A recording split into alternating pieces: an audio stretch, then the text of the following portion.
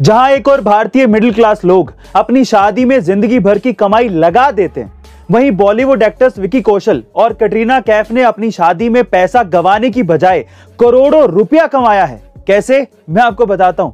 दरअसल इन दोनों कपल्स ने अपनी शादी को लाइव दिखाने के राइट्स अमेज़न प्राइम को 80 करोड़ रुपए में बेचे हैं और ऐसा करने के लिए इन कपल्स ने अपनी शादी में नो फोन पॉलिसी को लागू किया है, जिसके तहत इस शादी में आए सभी मेहमानों को समारोह के दौरान फोन ले जाने की अनुमति नहीं मिलेगी।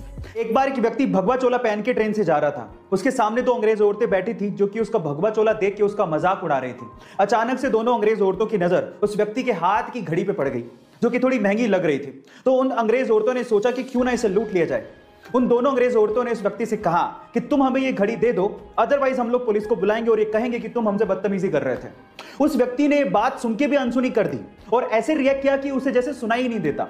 फिर उन दोनों औरतों ने उसे इशारों से समझाया, पर वो तब भी नहीं समझा। फिर उसके बाद उस व्यक्ति ने दोनों अंग्रेज औरतों को इशारों से कहा कि जो भी कहना है वो लिख के दे दो। तो उन दोनों अंग्रेज औरतों ने ये लिख के दिया कि तुम हमें ये घड़ी दे दो, अदरवाइज हम पुलिस को बुलाएंगे और कहेंगे कि तुम हमसे बदतमीजी कर रहे थे। जब लिख के वो पर्ची व्यक्ति को पकड़ाई तो व्यक्ति ने पर्ची पढ़ी और उसके बाद बोला कि अब पुलिस को बुला लो। गाइस, वो व्यक्ति जानते हैं कौन थे? वो व्यक्ति थे स्वामी विवेकानंदा। गाइस, ये घटना है दिल्ली के इसी लॉकडाउन के पीरियड की, जब एक ठेले वाला अपने ठेले पे फ्रूट्स बेच रहा था, लेकिन थोड़ी देर के लिए उसे किसी काम के लिए ठेले को छोड़ के जाना पड़ा। लेकिन उसके बाद जो हुआ वो बहुत ही अजीब था। आसपास के लोग जो वहां से गुजर रहे थे, ठेले को अकेला पाके उसे लूटना शुरू कर दिया। और इसमें सिर्फ गरीब लोग नहीं थे, मिडिल क्लास लोग भी अपने हेलमेट में वो फ्रूट्स को डाल डाल के लूट लूट के लेके जा रहे थे। और इसी चक्कर में उस फ्रूट वाले को लगभग 30,000 रुपए का नुकसान भी हुआ। लेकिन किसी बंदे ने इस लूटने की घटना को कैमरे में कैद कर लिया और उसे इंटरनेट पे डाल दिया। लेकिन जैसे ही इंटरनेट पे डाला गया, लोगों को बहुत दुख हुआ और लोगों ने ये ठानी कि इस ठेले वाले की हेल्प की जाए। और उसके बाद ऑनलाइन कंट्रीब्यूशन किया गया और लगभग 8 लाख रुपए, जी हाँ आप ठीक सुन रहे हैं, लगभग 8 लाख रुपए का ऑनलाइन कंट्रीब्यूशन करके उस ठेले वाले को दिया गया। धीरूभाई अंबानी ने आखिर इतना पैसा कमाया कैसे? वो इतने अमीर बने कैसे? क्या इसके पीछे की वजह जानते हैं? इसके पीछे की सबसे बड़ी वजह थी उनकी रिस्क टेकिंग कैपेबिलिटी, उनका रिस्क उठाना।